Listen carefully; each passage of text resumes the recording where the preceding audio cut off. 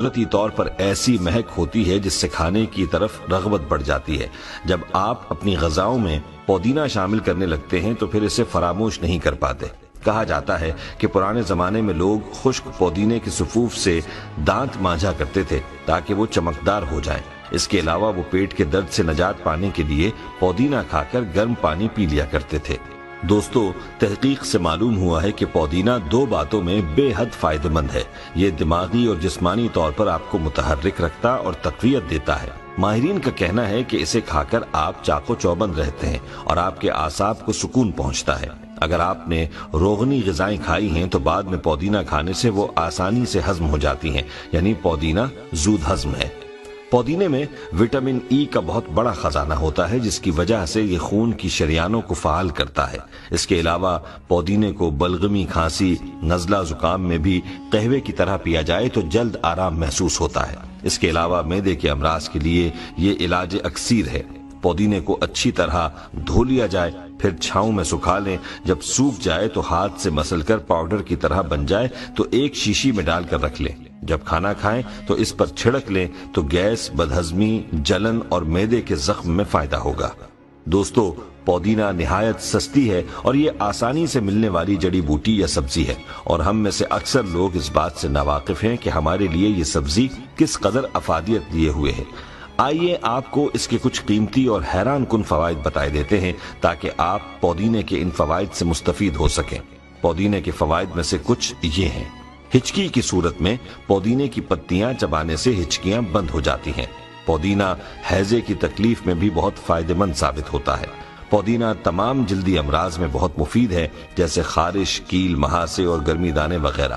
پودینے کی بڑی خوبی الرجی سے بچاؤ کی ہے۔ ایک شدید قسم کی الرجی جس سے جسم پر خارش ہوتی ہے اور سرخ نشان پڑ جاتے ہیں، اس میں پودینہ بہت فائدہ مند ہے۔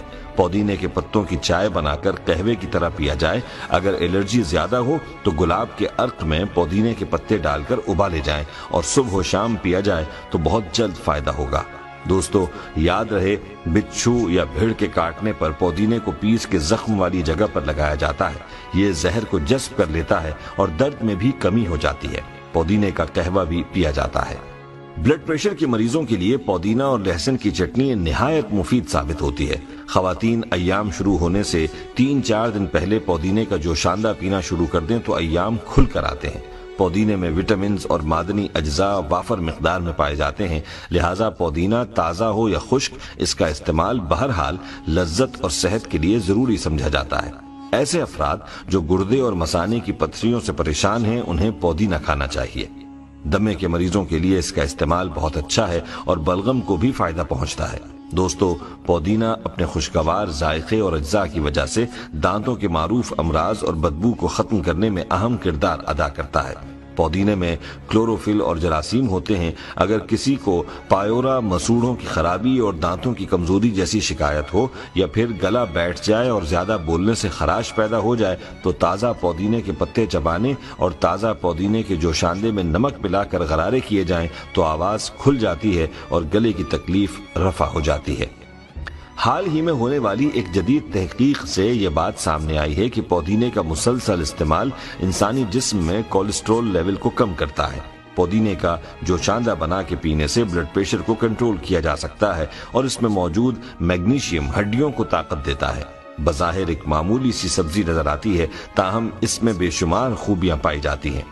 دوستو، آپ کو یہ بھی بتاتے چلیں کہ اگر جلد پر کوئی زہریلا کیڑا کاٹنے کی وجہ سے انفیکشن ہو گیا ہو تو اس میں بھی یہ پودینہ فائدہ مند ہے، کیونکہ قدرتی طور پر پودینے میں خطرناک بیکٹیریا کو ختم کرنے کی قوت ہوتی ہے۔ پودینے کا استعمال دن بھر کی تھکن کو ختم کرتا ہے۔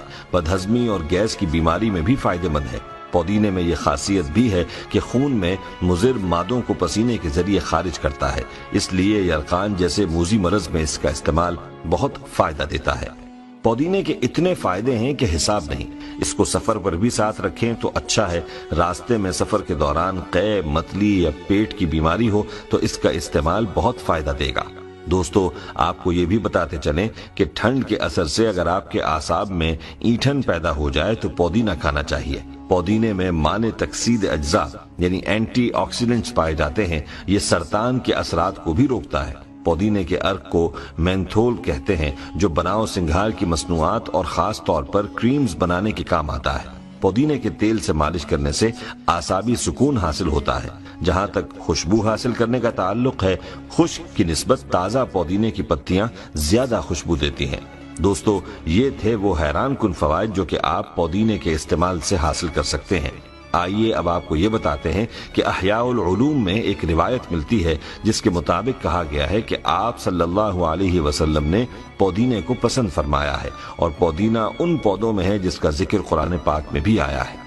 دوستو، ہماری آج کی اس گفتگو سے آپ نے یہ تو جان لیا کہ پودینہ ایک بہت ہی فائدہ مند جڑی بوٹی ہے، اس کے بے شمار فوائد ہیں۔ ہمارے ہاں پودینے کا سب سے زیادہ استعمال چٹنی بنانے میں کیا جاتا ہے، اس کے ساتھ ساتھ اس کو چائے اور چاٹ اور بہت سے دوسرے پکوانوں میں بھی استعمال کیا جاتا ہے۔ اس لیے ہم آخر میں آپ کو گھر میں پودینہ لگانے کا طریقہ بتاتے ہیں۔ یاد رہے کہ اگر آپ گھر میں پودینہ لگائیں گے تو آپ کا لگایا ہوا وہ پودینہ کئی سال تک آپ کے گھر کی ضرورت کو پورا کرتا رہے گا، اس وقت تک جب تک آپ اس کی اچھی طرح دیکھ بھال کریں گے۔ اور پودینے کی دیکھ بھال کرنا بہت آسان ہے۔